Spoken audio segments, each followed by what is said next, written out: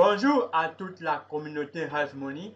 Aujourd'hui, nous allons découvrir la notion de code sponsor et placement à long riche. Dans un premier temps, je vais vous expliquer ce que c'est qu'un code sponsor et un code de placement. Ensuite, de façon pratique, je vais vous montrer comment les obtenir à partir de votre back office. Donc, c'est parti.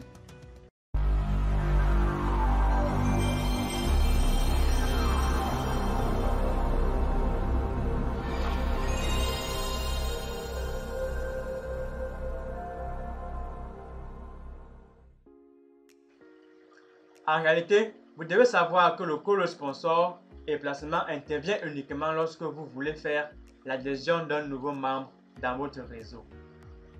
Lorsque vous êtes déjà partenaire à long riche, notez quand vous avez communiqué un code identifiant et votre mot de passe pour vous permettre de vous connecter à votre back office. Si par exemple, vous résidez dans un pays de la zone CEMAC, votre identifiant commence par deux lettres, CM, puis une suite de chiffres. Si vous résidez en RDC, votre identifiant commence par RD et ainsi de suite. Donc, retenez que lorsqu'on parle de code, on parle d'une chaîne de caractères qui commence toujours par deux lettres qui précisent votre pays de résidence, suivi d'une suite de chiffres aléatoires. Alors, ne confondez pas votre code identifiant et votre mot de passe. C'est deux choses différentes. Pour qu'un nouveau membre adhère à votre équipe, vous devez communiquer deux codes au stockiste. Un code qui sera le sponsor du code de votre nouveau membre et un autre code qui va permettre son placement. Dans le cas où vous n'avez encore personne dans votre équipe, votre code principal sera en même temps le code sponsor et le code de placement. Nous verrons cela dans la pratique.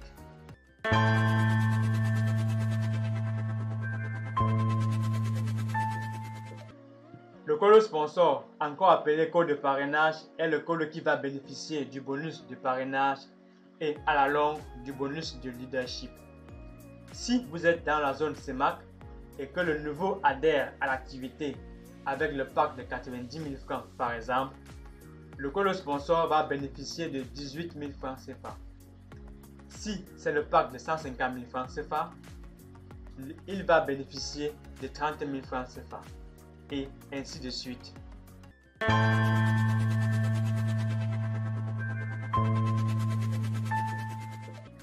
En ce qui concerne le code de placement, comme son nom l'indique, ce code permet juste la fixation ou le positionnement du nouveau code à une position bien précise de votre arbre généalogique. Maintenant, de façon pratique, voyons comment ça se passe.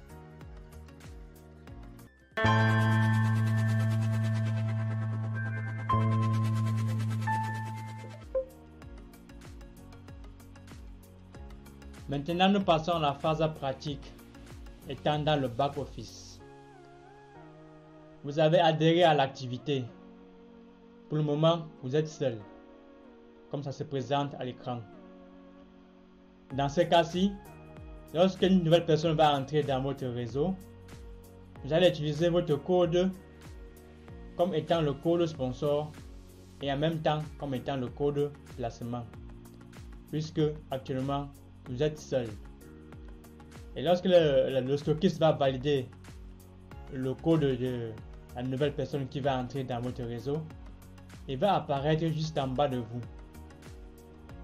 Pourquoi juste en bas de vous? Juste parce que vous avez décidé que votre code principal sera le code de placement. Et étant donné que vous êtes le parrain de ce nouveau code, votre code principal sera aussi en même temps le code sponsor.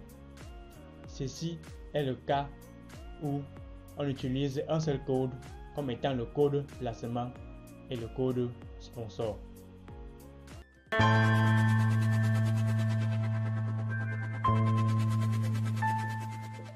Imaginons que dans votre réseau, vous avez juste deux membres. Votre code principal est celui-ci. Vous avez déjà fait adhérer deux personnes dans votre réseau. Les voici. Pour le faire adhérer dans votre réseau, vous avez utilisé votre code principal comme étant code sponsor et code placement. C'est pour cette raison qu'ils apparaissent directement en bas de votre code principal. Maintenant, si vous voulez faire adhérer une troisième personne et que vous ne voulez pas qu'il soit au même niveau que ceci, vous allez utiliser deux codes cette fois-ci.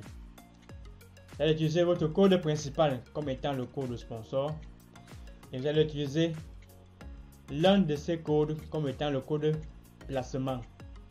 Si vous voulez placer la nouvelle personne en bas de ce code-ci, vous allez utiliser ce code comme étant le code placement. Si vous voulez plutôt placer la nouvelle personne en bas de ce code-ci, vous allez utiliser ce code comme étant le code placement. C'est ce qui fait la différence dans le premier cas.